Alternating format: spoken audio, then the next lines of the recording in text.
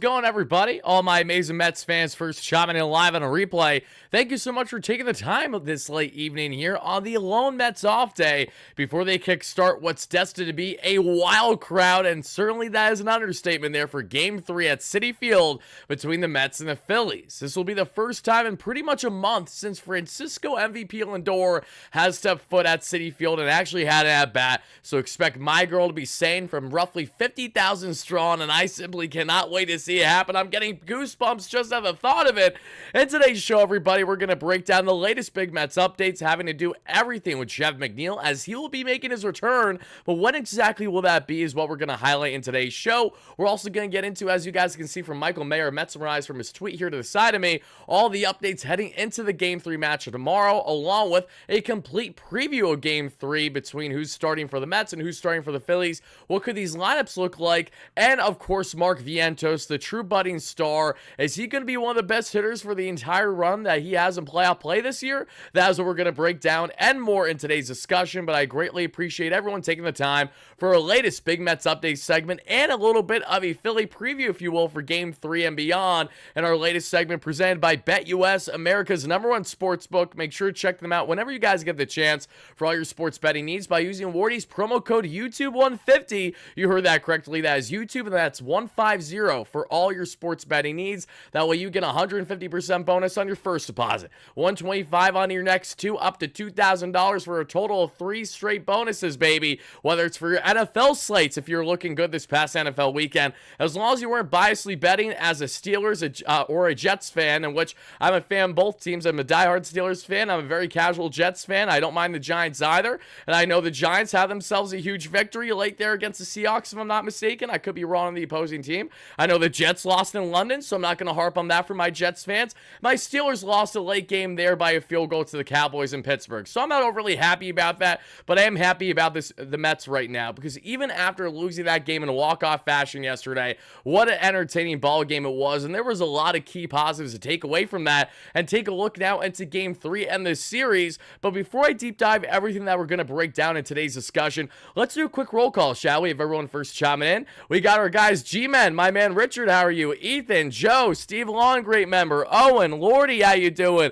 Leo, D, Michael Stroh, great member, Dave Kaplitz, great member, Dave, perfect timing, Dave. We got a lot to say here in a second, don't you worry. Daniel, how you doing? Jays, how you doing? Fahal, how you doing? T. Samler, how you doing? Thank you guys all so much for taking the time. Perfect timing, as Dave, who's not only a loyal member here on the channel, but a longtime follower and friend of mine, was beyond generous and gracious per usual to send some amazing things my way. So let's kickstart the show by showing you guys what Wardy got in his P.O. box, all the latest goodies here from our awesome friend Dave and others, and I simply cannot thank them all enough. But Dave, again, he absolutely jaw drops me every single time he sends things my way. I get so much use out of the things that he sends, whether it's shirts, whether it's mugs, whatever it might be. And now I'm going to unroll everything that's been sent my way, and it starts with a Dugout Mugs Mets mug. Absolutely gorgeous. Love this thing to death. I really appreciate it, because the last one that was gifted to me, and David, might have been from you honestly a year or two ago. Unfortunately, as soon as it was sent my way, I opened the package and there was a crack actually in the bottom. I had no clue how that got there. It must have been from whoever was tossing the stuff, in between, to get it from point A to point B. Either way, I already tested it. There's no cracks in this bad boy, so I'll be using this for as soon as our in-game coverage tomorrow between the Mets and the Phillies. So thank you, Dave, for that. What an absolute beast, and what a great friend you are. And then we have a couple more goodies here, which I'm really excited to share. This one's really sick, and I actually think I already know where I'm going to put it. It looks like it might be perfect right here on my wall. And that is going to be, yes, a Mr. Met action figure. Look at this thing. This is sick. I love how they went about the print with this. I think this looks so sick. I'm not going to take it out of the box. I really don't want to. This is back for a 2019 edition. So sick. I'm going to be pinning this on my wall right away. Thank you so much, Dave, for this. They have this obviously for all teams' mascots, but to have Mr. Met like this in this fashion, this just looks so, this looks like something you pick up in a comic book store. That's what I love so much about it, this action figure. Really cool stuff. Dave, thank you kindly for that, my friend. Absolutely love it. We got a couple more here, and we're going to get into one that has to do with me, and then two that doesn't have to do with me. And the first that starts with me is this amazing Mets shirt. Dave, thank you so much. If you guys can see, it might be a little hard just because of the quality of the video at the moment, but if you guys can see, it's a New York Mets shirt just like that. Says Queens on it. Absolutely gorgeous. Dave, thank you so much as always. I know that you've sent something similar my way that has Francisco Alvarez on the back, which is also very sick. So thank you kindly for that. Absolutely awesome. Always keep the packaging comic book. Oh, 100%. Absolutely. I mean, I used to collect a lot of different things, including sports cards plenty when I was younger. So I know all about that. I'm going to make sure that nothing happens to it other than being on my wall for the foreseeable future. That is the little, the Mr. Met. But the most important things, in my opinion, that were sent my way were things for my son. My son, Shay, who is going to be 4 months before I know it, which is absolutely insane to say. And now he has his first official Francisco Lindor shirt, all thanks to our guy Dave, a great member on the channel. Look at it. Look how adorable this thing is.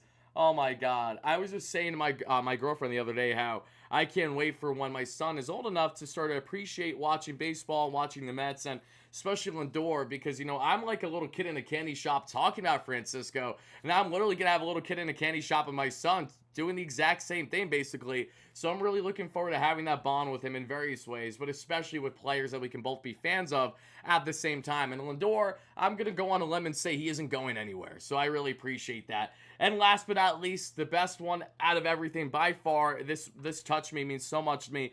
Dave, I love you, my friend. Thank you so much for going out your way to do this. He sent, yes, a little Mets glove for Shay. This will be the first glove that he'll be able to use. Absolutely gorgeous. Dave has sent another Mets glove my way, too, from a while ago that I'll show you guys right here. This one is just absolutely gorgeous. This Rawlings Heart of the Hide, all in Mets colors. It's just so sick. Has the Mets logo on the side and everything. And it has Wardy on that, which I just can't get enough of. A truly one-of-one glove. And now Shay has his own little Mets glove as well. I can't get enough of it. Dave, thank you so much for the beyond generous gifts. As always, my friend, you're absolutely amazing.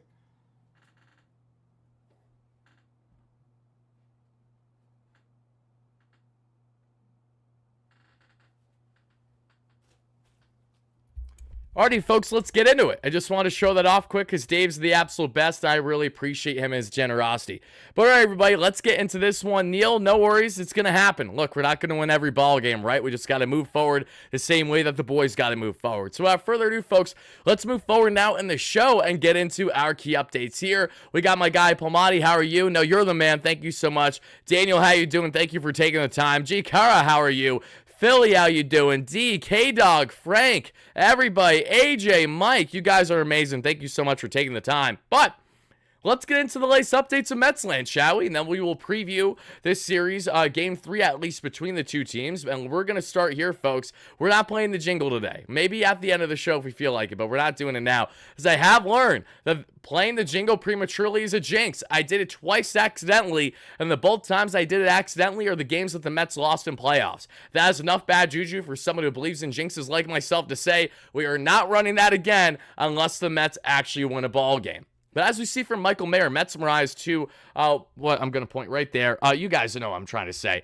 Mayer tweeted the following: everything you need to know for Tuesday and Wednesday. All fans will get a rally towel each day there for these Mets games. The block party that the Mets are hosting before the game starts tomorrow will officially begin at 1:30 p.m. each day and will continue after the game. The gates open at 2:30 p.m. Keith Hernandez, yes, the GOAT himself, and Keith will be throwing out the first pitch for the Mets tomorrow. And then on Wednesday, Daniel Murphy will be throwing out the first pitch, which I think is absolutely sick. That's all the latest updates on that front. Very, very cool stuff there. Shout out to Michael Mayer for showing us and enlightening us all with the latest in Metsland. But that's what we got there, folks. So now let's get into, okay, what is happening with Jeff McNeil? Because I'm sure this is something that a lot of you guys want to be enlightened on. What is going on with Jeff McNeil, right? What is the latest? Well, let me enlighten you. Jeff said it best. Jeff said it best, folks. Just watch this video.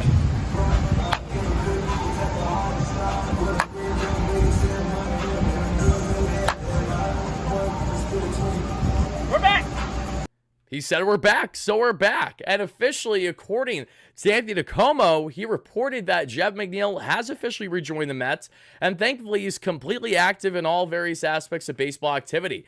This comes after McNeil just became a father of two. Congratulations to Jeff, as he just had his second daughter, I believe. So congratulations to him, his wife, and the entire McNeil family. I hope they're all doing fantastic.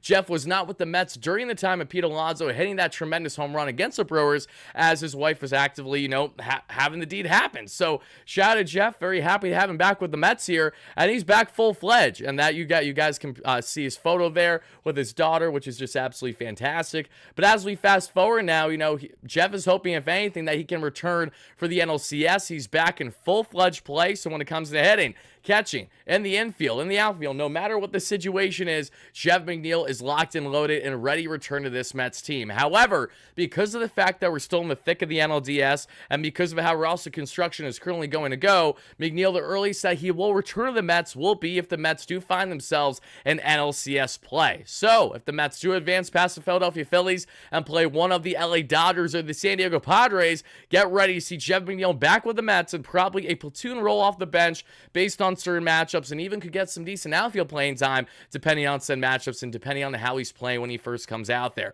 But the Mets, who don't have a lot of guys that need to come back from reinforcements, Jeff McNeil has been one of those lone hitters that has been out for a decent stretch now with that little wrist fracture. He's expected to return before we know it should the Mets advance beyond this first round. That's exciting to say the least, because you can never, and I truly mean never, have enough good things when it comes to this roster. Don't think Jeff will be back next year, but yeah, when it comes to McNeil's future, that's a completely separate discussion as we get into the offseason, and we'll talk about that endlessly for sure. But in the meantime, what we know is that Jeff McNeil is destined to return the Mets. It's just a matter of, will the Mets advance past this round against the Philadelphia Phillies or not? That's what's really going to dictate things. From there, we have a lot more updates I want to share from you from Francisco Lindor, Mark Vientos, Manaea, and others. But we do have a quote here from Mr. Anthony DeComo that has everything to do with Kodai Senga. It states the following: Kodai Senga continues to feel good following his Game 1 start per Carlos Mendoza. Sounds like he is going to be the Mets' Game 5 starter if that becomes necessary.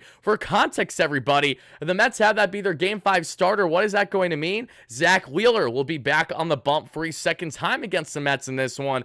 Completely off topic, by the way, Tommy Pham just drove in the first run for the Royals to get a 1-0 lead against the New York Yankees, so we love to see that. Shout out to Tommy. If you know, you know. But Kodai Senga here, who again pitched 2 innings for the Mets just a couple days ago, he looked very sharp in doing so. He gave up a meatball of a home run to Schwarber, but that was like the first fastball he's thrown literally since he went down with injury. I'm going to give him the pass there. He settled in fine afterwards. He was striking out guys with the ghost fork. He was spamming the slider too. He just looked absolutely nasty. And now we have Kodai back in the fold, hopefully being able to give the Mets, say, anywhere 3-4 innings, and then you're going to see Jose Quintana get the start there for Game 4. That is a good situation for the Mets to find themselves in, because there's one thing that I personally really liked about Kodai Senga being available, even if it's for a couple innings. The reason why I liked it so much is it really throws off the rhythm of the Phillies, right? If you bring in Senga basically as a spot starter for 3-4 innings, and then you bring in, say, David Peterson to piggyback if he's obviously not going to be starting games 3 and 4, because we know who those guys are going to be, but we'll expand on that in a second a little bit more, especially for Game 3. Peterson being available there after Senga, I think, is just such a nice 1-2 punch. That way you can eliminate your bullpen usage, because Peterson can certainly give you length, and Senga is hopefully going to be able to at least give you 3 innings. So, downside, if the Mets have a Game 5, they will have to play the Philadelphia Phillies and Zach Wheeler. Wheeler dominated the Mets, went 7 shutty, 1-hit baseball on 112 pitches, and if it wasn't for, the Mets rallied, even with the umpire at 11 blown calls in that ball game, that wouldn't have been a nice recipe for success. But thankfully, the Mets took Game 1. They stole it in a lot of ways, and how fitting in Game 2, where they hit, 3, if not 4 home runs, if I'm not mistaken. I think they hit 4 home runs, right? They definitely did, because you got 2 from Mark, you got 1 from Brandon, you got 1 from Alonso. 4 home runs the Mets hit, and they still lose Game 2 in dramatic fashion and walk-off fashion, because Jose Butto couldn't get the job done, Edwin Diaz couldn't get the job done, and Tyler McGill decided to throw a slider right down the pipe there when all you need to do is not throw any pitches in the zone there to Nicky C. I digress. The Mets are tied 1-1 now in this series, and they look to get back up a game with a home field advantage, which I truly believe is going to be rocking like never before. To say that I am bothered that I'm not going to Game 3 now is an understatement, truly. Not only because I know so many amazing fellow Mets fans heading to this game, but more so on just how the environment is going to be. We're going to be covering it to a T here on the platform, and I cannot wait to do that. But at the same time, it's bittersweet, because my goodness, my God, my gracious, it's going to be a sold-out crowd of 45 to 50,000, including standing room only at Citi Field. The place is going to be rocking. Yes, the Phillies took Game 2 in dramatic fashion, but to suggest that Philly fans are going to come into Citi Field and take over anything is a farthest thing from the truth. You're going to see a sea of blue blue and orange the entire ball game, more than anything, and the fans are going to come out to heckle and play, especially with Aaron Nola on the bump there for the Philadelphia Phillies, who's had some strong starts and some not so strong starts there against the Mets at Citi Field. It really depends on the start.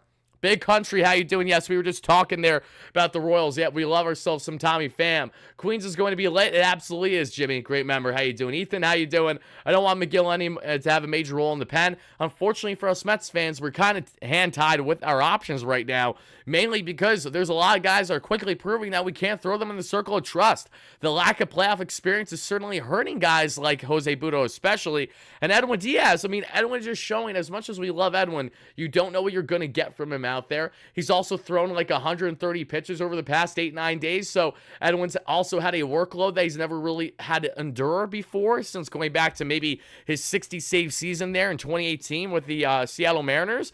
No, it's been a hot minute since having that kind of work, right? So for Edwin, I understand why he won't be perfect every time, but he'll also have a certain level of blame on Mendoza for leaving Edwin out a little bit too longer when he clearly doesn't have it with the eye test. Don't care that he's our highest paid reliever. Don't care that he's supposed to be the guy to shut it down. This is a playoff time. This is a playoff feel. You need to have that feel for in-game moments like that, where Edwin Diaz had runners on the corners there in the 8th inning yesterday that we saw with 1 out. And if we take Edwin out of the ball game, who knows what happens, right? But I understand your bullpen was taxed. You didn't have a lot of greater options. And did you want to go to Tyler McGill sooner than what you did? All I will say is that he went to him after those runs came in, after he gave up the bases clearing triple there to Bryson Stott. And when I say bases clearing, I'm referring to 2 runs scored, not 3, because there were only 2 on base, but still cleared the bases. You know what I'm saying?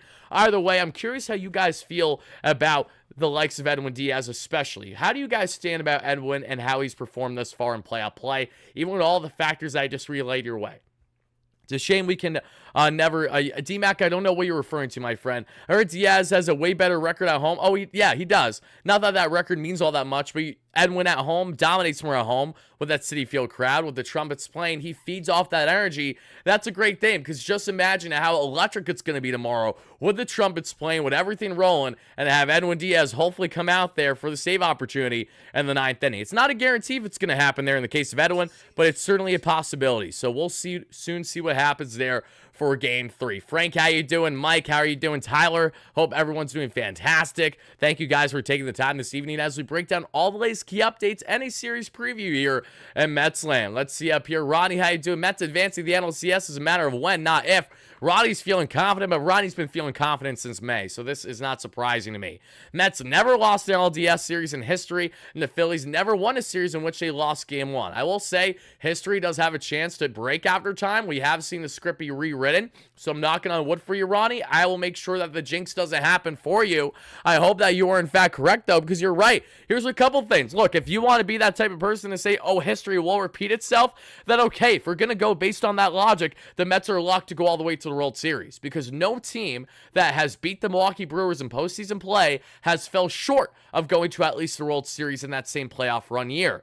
Furthermore, how the trend has been would suggest that the Mets will not only make playoffs, but they would actually win it all this year when it comes to making all the way to the dance of the World Series, because the trend has been, I believe there's been a trend where 1 team loses, 3 team wins, 1 team loses, 3 team wins. The D-backs beat the Brewers last year. They lost in the World Series. Now it's time for the Mets to be the starting point of the team, not only passing the Brewers, not only making it to the dance, but doing the whole damn thing. But I'm knocking on wood, because that's far from a reality. We all know that. But again, just to throw out there how history, what has it been, and we're referring to history, then everything is going in favor of the Mets. But why do I hate that? Because the Mets have been rewriting the history books as of late. They have been going against the odds in their playoff run right now. They have done things that no one fathomed would even be at all close to possible in postseason play. So I understand both sides of the coin here. I don't want the jinx to happen, so I'm not going to acknowledge it anymore unless I'm told to do exactly that. Let's see here. AJ, how you doing? I know looking at stats, Diaz hasn't been good, but he was clutching Game 3 against the Brewers and shot. Oh, he absolutely was. Look, Diaz hasn't been terrible. He just hasn't been consistent. And yes, we know he's pitched a lot, but we also know we don't have a lot of other guys that we overly trust in the bullpen. So it's one of those things that the Mets and Carlos Mendoza especially has to balance to the best of his abilities. Either way, everybody, let's get into some more updates, because there were remarks made by both Sean Manaea and Francisco Lindor that I really want to share with each and every one of you. I'm going to start with Sean Manaea, Then we're going to get a Francisco Lindor, and that'll get into a discussion about a separate player, and then we will do a complete Game 3 preview between the two teams. So let's do exactly that.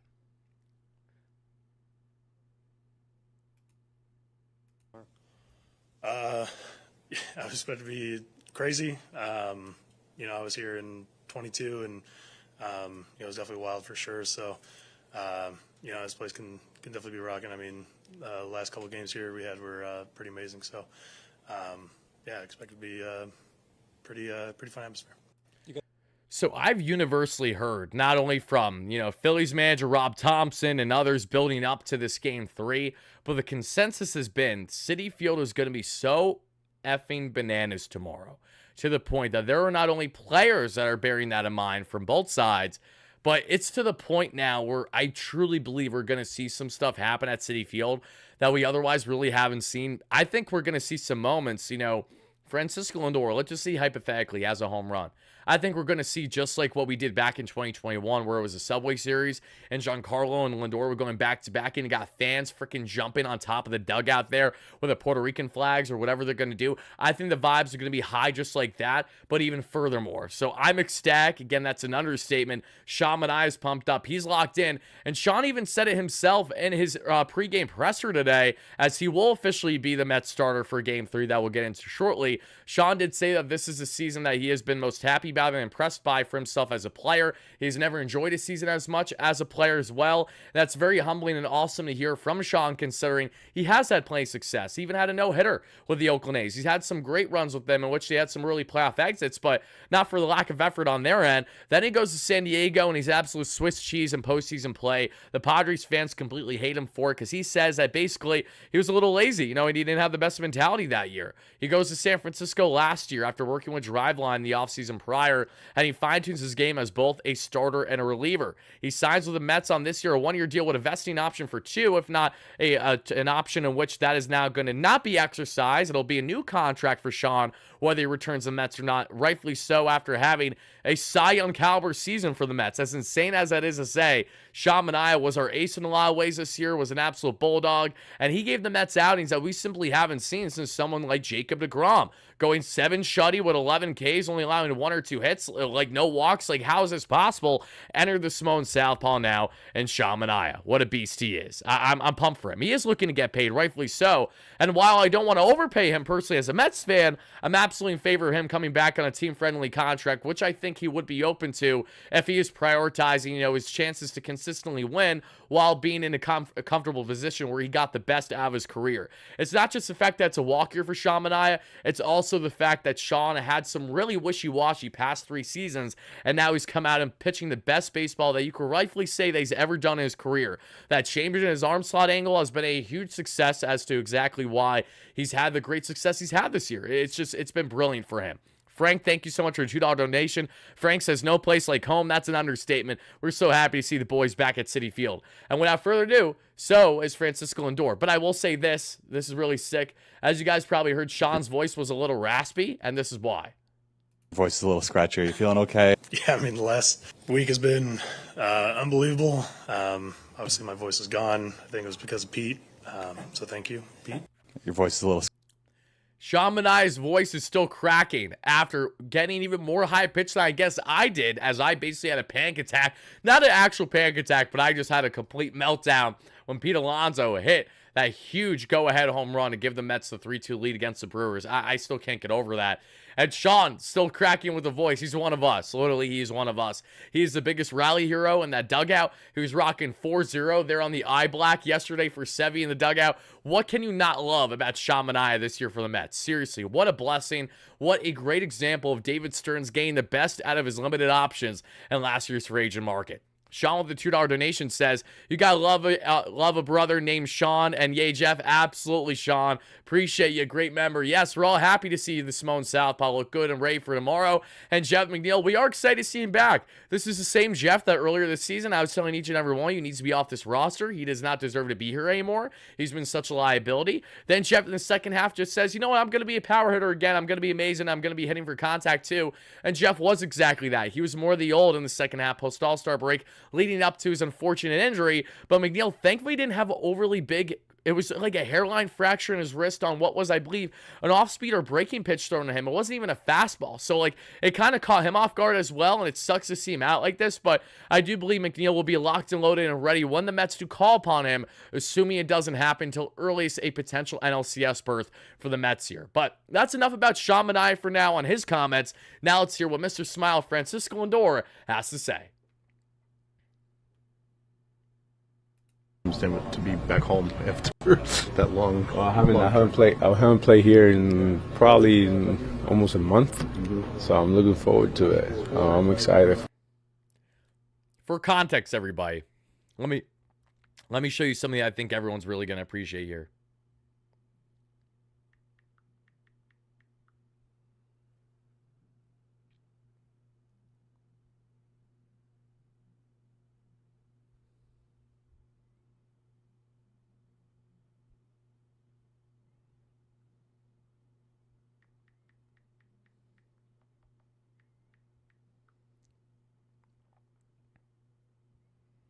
Folks, back on September 5th, I tweeted the following. Francisco Lindor has the entire stadium singing My Girl every single time he's up there to hit. This was against the Red Sox for the Mets. Back literally just over a month ago. You guys can see here, right? And I said every at-bat feels like a movie for NL MVP. We need this in October. Well, folks, fast forward a month later, and we're getting exactly that. Francisco Lindor is going to get My Girl. He's going to get literally everything imaginable with the best fans in Major League Baseball locked and loaded right there for him. If that doesn't get you excited, if that doesn't give you goosebumps, I don't know what does. And speaking of Francisco Lindor, he had some tremendous remarks to say about Mark Vientos. So much so that I'm just so happy to see a great teammate like Lindor continue to be the selfless leader that he is as our captain, who proves so many people wrong, including myself to a degree. I've always been a huge Lindor lover and fan and supporter since day one, but I did have questions as to what the identity and what the leadership was with this organization as they dropped 11 games below 500 back in May. And I wasn't the only fan that felt that way. Someone had to step up. Francisco Lindor answered the bell. No pun intended, because F Philly. If you know, you know. Himself famous. Yesterday. I mean, he's had a Talking about Mark Vientos, this is what Francisco Lindor has to say. Mind you, Francisco Lindor went out of his way this spring training, let's not forget, doing early groundwork there when Mark Vientos to work on his defensive game, and he was working side by side with him with Mark up until he didn't start the year with the Mets. Beatty gets the call, Beatty gets sent down, Vientos gets the call up, and the rest is history. great postseason anyway. Vientos is making himself famous. Like, I'm sorry, he's not wrong. But look at that big smile for Mr. Smile. Mark Vientos is making himself famous. He's becoming a budding star right before our very eyes. He had a really good year. He's having a better postseason. So I'm proud of him, and I hope he continues to do things like that. I hope he carries us to the World Series. You know, I love how he's carrying himself. You know, I love how he's conducting himself day in and day out, how he comes in ready, how he prepares. Nobody cares about what he did yesterday or what we did yesterday. Today's a new day, and you got to focus on that. And I'm happy for him. I love hearing that from our captain. There's nothing better than that. And in case you guys have been living under a rock, let me enlighten you on just how good Mark Vientos has been since postseason play has begun, because it has simply not been fair for the opposing teams. Listen, the Phillies won yesterday, but it wasn't because of, oh my goodness gracious, the Mets rolled over. No, Mark Vientos was single-handedly carrying the way, as he has a lot already. Vientos this playoff is batting .400. He's 8 for 20. 2 home runs, both of which came yesterday against the Phillies. First going oppo after ripping an opposite field double down the first baseline in the first. He follows it up with a 2-run shot after Lindor gets on base hitter in the third. Then we see Vientos tied 6-6 with a towering shot against the southpaw Strom. 92 heat upstairs. No problem there for Mark. He eats that up for breakfast. Rips out a left there, and the Mets rally all the way back to tie the ball game in the ninth. 6-6 before losing in walk-off fashion 7-6 because of Nick Castellanos and Tyler McGill. 5 runs scored, a tremendous run here for Mark Vientos. And just as we have more context here, again, we're looking at 15 total bases for Mark Vientos in 5 games in this year's playoffs. A 429 on base percentage, a 1,179 OPS. I understand this is a criminally small sample size. It's only 5 games. I get that. But this is a postseason ball. Why is this important? I don't care that it's a small sample size, because this is postseason. We need to see how you perform in the most pivotal games of the year. Mark Vientos is yet again proving that even with the big lights and the pressure on him, even in an opposing ballpark, a batter's box, but a ballpark that is everyone calling you every slur, everything imaginable, you can hear from any fan that goes to the games himself. I go to Philly all the time for games. It happens all the time too. We know this. For Mark Vientos to shut that fan base up as much as he did consistently yesterday, up until they won in walk-off fashion, is chef's kiss. We are looking at a guy that, yes, he had a defensive miscue yesterday. Yes, that allowed for the 6th run to score for the Phillies. But let's bear in mind, the Mets aren't even in the ball game yesterday if it isn't for Mark Vientos. Mark Vientos starts the ball game with a 2-run home run. Mark Vientos makes up for his defensive mistake a half inning later or so with a 2-run go-ahead shot to tie the ball game. Like, those are things that true, fantastic, young talents in Major League Baseball that are becoming budding stars before our very eyes do exactly that. So when I expand on Mark Vientos and his brilliance, it's not about just the fact that this guy has a tremendous bat, because we know the defense can be suspect at times, but it's the quality of the at-bats. It's stepping up in 2-out situational hitting. It's stepping up when you know that they're bringing in a key reliever just to face you in that heart of the order, because we know how good you are, Mark. Vientos, a guy who was hanging his head low after JD Martinez got signed here, and JD puts his arm around him, basically telling him, it's okay, buddy. I've been here. I know what it's like to be in your shoes. JD, who had a lot of factors into Mark Vientos' success this year on how to be a true professional, simply put. Now JDM, who has not been nearly as consistent as Mark Vientos, and Mark in his first true breakout year with the Mets. Again, that's just the postseason cumulative. When we look at what Mark Vientos did throughout the regular season as a whole, in 111 games, 413 at-bats, 213 total bases, 22 doubles, 27 home runs, 71 RBIs, 33 walks, a 266 average, a 322 on base percentage, a 516 slug, and an 838 OPS. You want to know what I love so much about that stat line? That is exactly what Mark Vientos has done throughout his minor league career. Vientos, after usually starting off the season slow, he usually has a quiet first month of baseball, typically in the minor leagues that we saw the past couple of years. Then he goes on a ridiculous tear, and that's literally what he did with the Mets. Just went on a tear right from the beginning. There was really no point where Mark Vientos felt like a great liability in the Mets lineup this year. Even when he had his lowest of lows, he did not look like a guy even close to Pete Alonso, JD Martinez, Brandon Nimmo, you name it, key guys in this line, even Francisco Lindor going back to the first month and a half of the season. What did all those veterans have in common?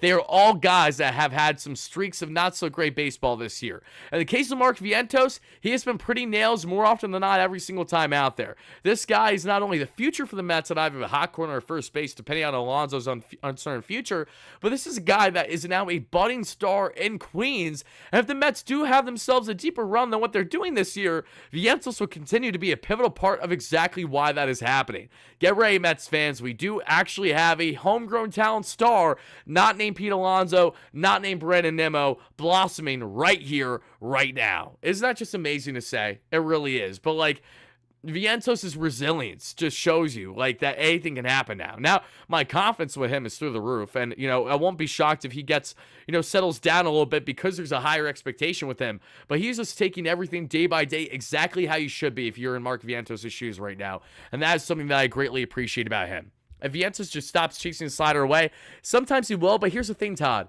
He's a slugger. To be Vientos and to be the slugger and to be as inexperienced as he is, to put up roughly 30 home runs in 111 games and then already 2 home runs, 2 in the same game, and an NLDS play in Philly yesterday, the guy's very special. We know about Acuna. Yep, we got Acuna, we got Ronnie Mauricio, we got Jet Williams, we got Drew Giller, we got Ryan Clifford. We got a lot of young kids that are excited to break out over the next year or two. But in the meantime, let's talk about who's here right now. And Mark Vientos is here right effing now, baby. So, with that being said, everybody, I do believe that is all caught up on the updates I had for you. Talking about Jeff McNeil, talking about everything else. Yes, we did. Alrighty, folks, so now let's get into it by breaking down what we have here.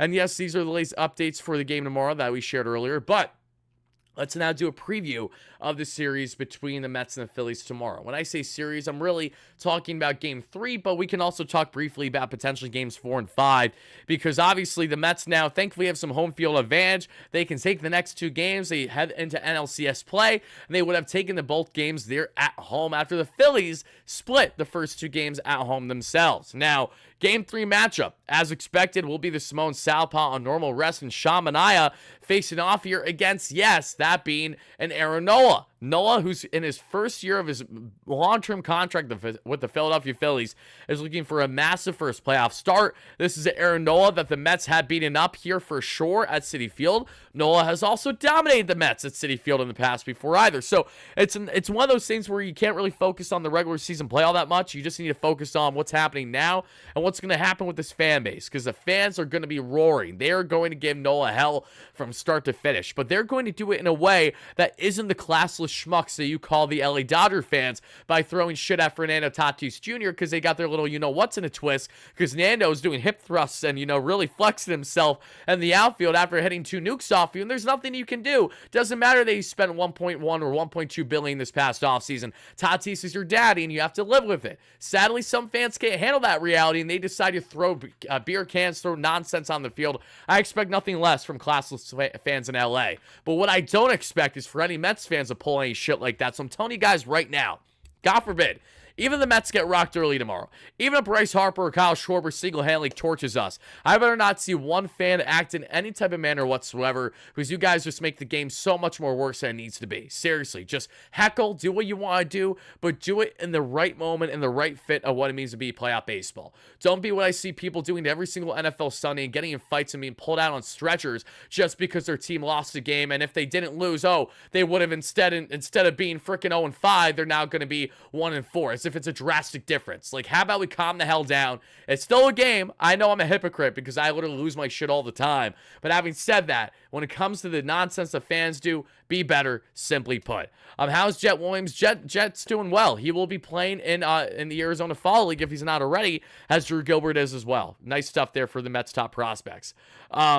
Let's see. What is the plan for Acuna in the playoffs? The plan is that he's going to continue to stay riding the bench, is the plan. Acuna is only going to get playing time as a late defense replacement because the Mets don't need to turn to him for any offensive upside. Not that we don't like Acuna or anything like that, but there simply isn't a reason to, given the current roster construction and what they have going. Now, as we take a look at Aaron Nola, there are a couple guys that stand out to me right away that I think could have success against Nola in this matchup for game 3 tomorrow.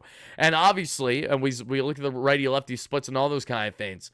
One man who I'm really, really excited to see go up against Aaron Nola, it goes without saying, but it is Francisco Lindor. Lindor has had yet to have that monster game in playoffs the way that we have seen with Alonso with the home run. Vientos we have seen. We've seen Jesse Winker have some big hits. Not that Lindor didn't have 2 hits yesterday, because he absolutely did, and those led to runs scored, but Lindor's looking for that true MVP caliber moment this time in postseason play. To come back home at Citi Field against Nola, in which he knows what he's getting, I love this matchup for Francisco. And I do think Francisco Lindor will have at least one true gem mint of a Lindor moment in that matchup. Whether it's a complete web gem, that's a robbery, potentially saving a run, maybe Trey Turner going second or third at home, or in the case of just his great offensive play, maybe stealing a bag or two.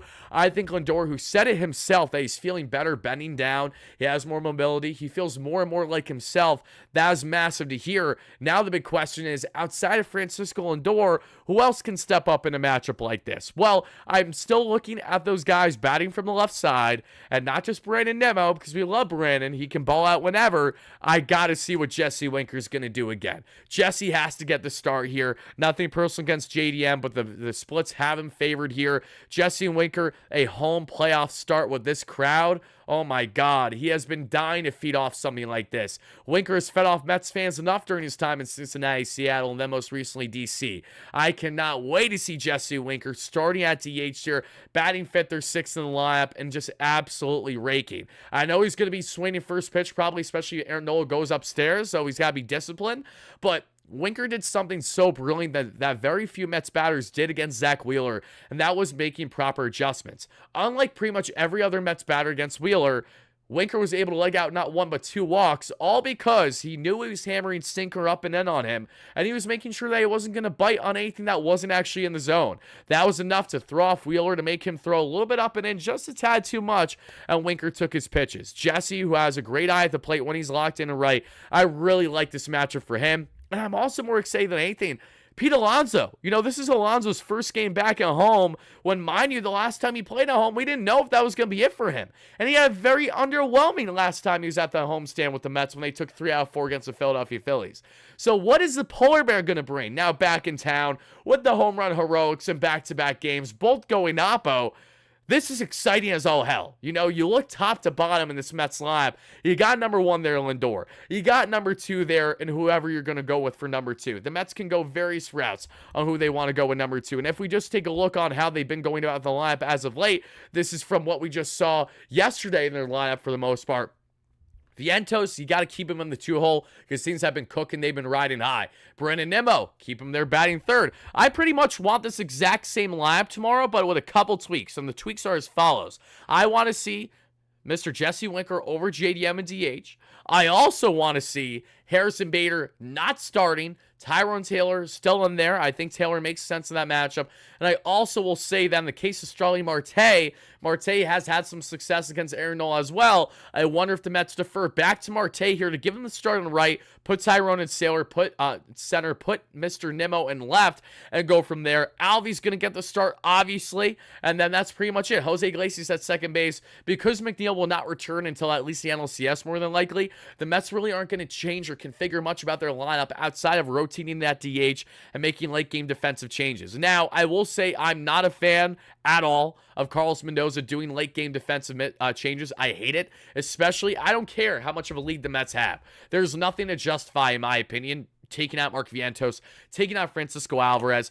I understand that when he took out Alvy last, it worked brilliantly because he let Bader come in as a pinch runner. Bader came in, he scored a run, and then the next inning in the 9th, he steals the bag, and he scores a run as well, which was huge after ripping a single or so. So Bader, he might be in the lineup there tomorrow. Again, New York native. He has had a home run heroics. He's had big playoff moments during his time with the Yankees and Yankee Stadium. So as I'm saying that, I am kind of talking myself into a little bit more of Bader. So okay, fine. I won't be as stubborn. One of Bader or Tyrone there in center is fine by me, with the assumption that you're going to put one Mr. Starling Marte there and right. Don't worry, K-Dog, I did miss a donation. I will get to all the donations I haven't addressed yet. I just got a lot more to say here before I get to those comments, so just give me a second, everybody. But that's the latest there that you have for the Mets and what they're going to configure tomorrow. And I'd imagine for the Philadelphia Phillies against Sean Manaea, they're obviously going to go with more of a route, kind of what we saw in Game 1, because they knew David Pearson was likely going to come in the ballgame after a couple innings by Senga.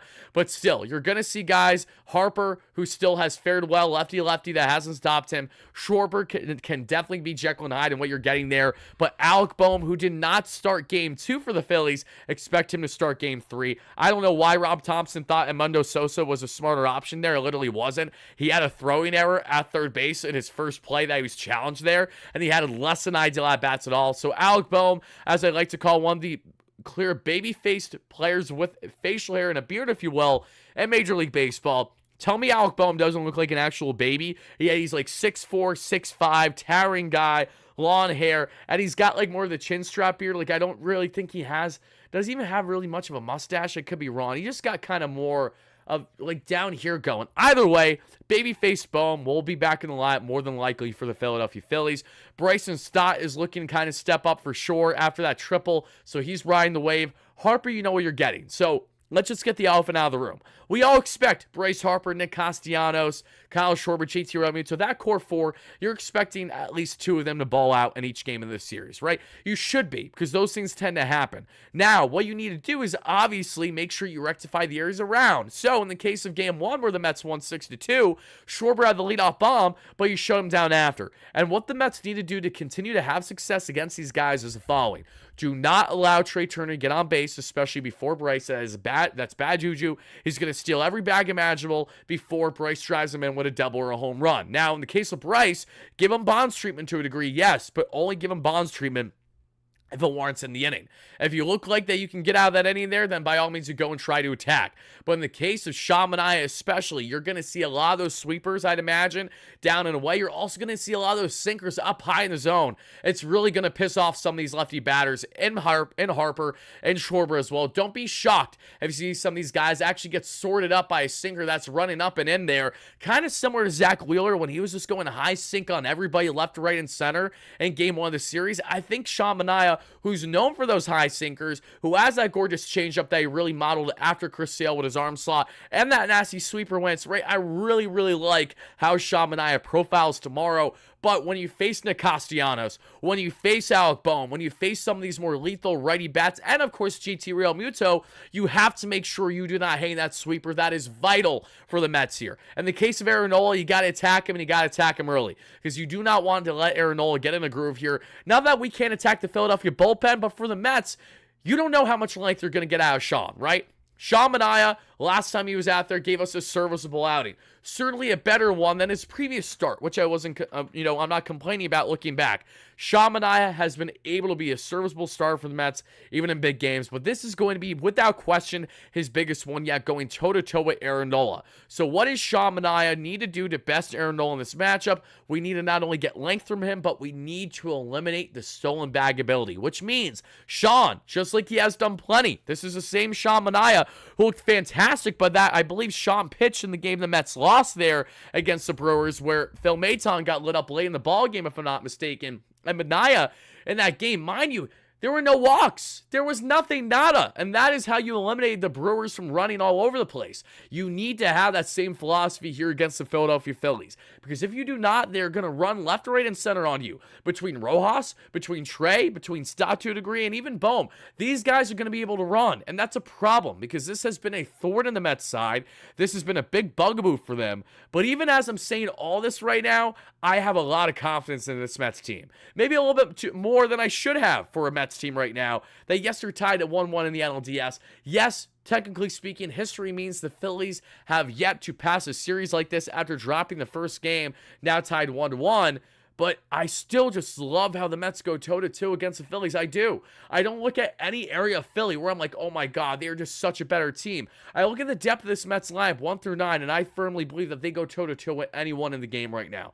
As long as they're riding high, that's a big thing. Because when the Mets are riding low, when momentum isn't on their side, when they don't have resiliency, they are a lifeless baseball club. The great news, however, this is playoff baseball. They have been resilient as all hell. It has been a script that no one could have written better. Even that loss was still a tremendous ball game, all things considered. I think we still have yet to see some of the best baseball from the Mets in this year's postseason, which is a crazy thought, knowing how much amazing highlights we've had. We finally, and I mean finally, have highlights that we can reference when S&Y has their rainouts in the next couple years, and they can stop rerunning 2015 over and over again. They can stop rerunning all the nonsense of us falling short or having uninspiring runs, even just regular season success. Miss me with that nonsense. I don't want to see highlights from shit like that. I want to see highlights from an amazing Mets run, and that's what they're doing right here, right now. All right, guys, let's get into some of your comments. I know the chat's wilding tonight, as expected. You guys are like freaking gremlins out here. You can't be trusted late at night. I don't know what I'm going to get from you. D-Mac with a $5 howl says, any appetite to see Ottavino given an inning with a clean start in a close game? In a close game, God, no. Not at all. There's so many things I would rather do than throw Adam Ottavino in a high-leverage situation in playoffs. And this is not a personal slight against Adam, but he's not in the circle of trust. I don't care that Adam Ottavino had some solid outings leading up to the end of the season. It was regular season.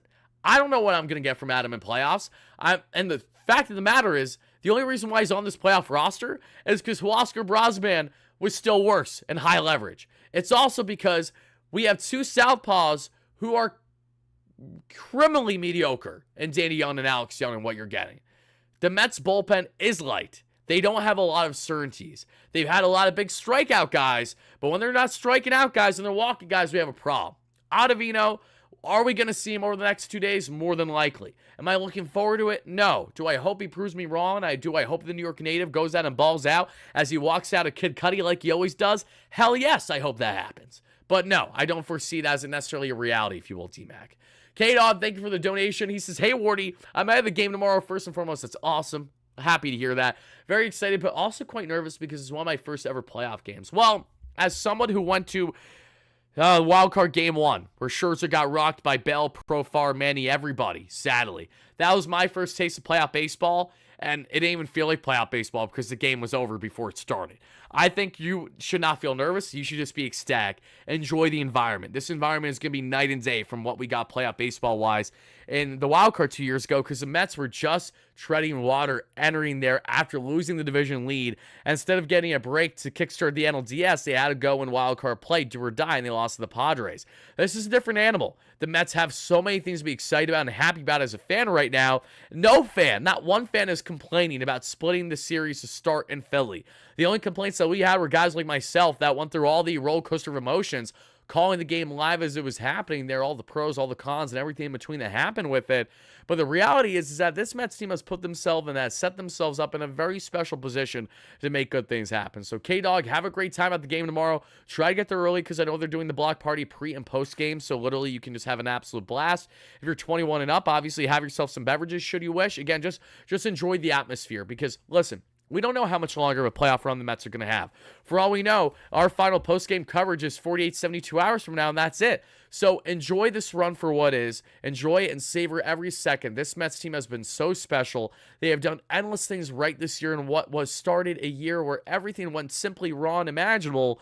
Appreciate the boys. Appreciate Mark Vientos. Appreciate Francisco Lindor. Appreciate Pete Alonso. What still very well could be potentially his final homestand, even though I have a feeling that isn't going to happen with the way things are trending lately. And everyone else in between. Just enjoy the moment. That is one thing that I will say that I don't do nearly enough of sometimes when I'm at Mets games, because I'm also fixated on covering the game. That's something where you guys don't have to worry about as an average fan, but for me as a creator, it's one of those things I constantly have to balance. So it makes it a bittersweet moment, if you will, where if the Mets, I'm at a game where it's a walk-off victory, I love it. I love every second, but I know that I'm going to go and cover it right away. So I'm wired in a mindset where it's like, I don't feel inclined to go out and go party it up right after because I got not work to do, but it's still work, if you know what I'm saying. So you don't have to worry about that, K-Dog. Not that's a thing for me to worry about. I'm humbled and I'm grateful and I enjoy it. Absolutely. But still have a blast. Enjoy every second. That is what I say to every Mets fan that has a privilege of being in attendance for these games. Mets in 4, I hope so, Madeline. I sure hope so. Chris, how you doing? Richard says, well, if you use your brain, you'd find out what I posted is true. Richard, what are we talking about? You just like, okay, I don't know what's going on in the back and forth in the chat, Richard. I don't. All I will say is it's okay. We're going to get through this. Jim, great member. My man, how are you? Jim, he says, everyone check out Jim at Ballcap Sports, one of the best baseball YouTubers out there for MLB-wide coverage. Give me the script. How are the Mets going to get to Nola and grab Game 3? They're going to get to Nola the same way that they have gone to Nola in the past. Or counts early, obviously. Lindor, being the MVP that he is, I want to see Lindor get on base early. And I need to see the Mets execute unlike what they didn't do in the first couple innings yesterday, where you had a runner at second base in innings 1 and 2. They did nothing. They pounced in third, and they worked from there. I need to see this Mets offense more show more of what we saw against Sanchez. I think we're going to see a little bit of a balance of what we saw against Wheeler and Sanchez, which basically means I think Aaron Nola very well could go 6 or 7 innings tomorrow of 3 earned run baseball. And hopefully that's enough to best between himself and Sean Manaea. If not, then it's going to be a battle of the bullpens. And then we'll worry about that once we get there. Do you think ESPN and Fox have bias against the Mets? I don't think. I know.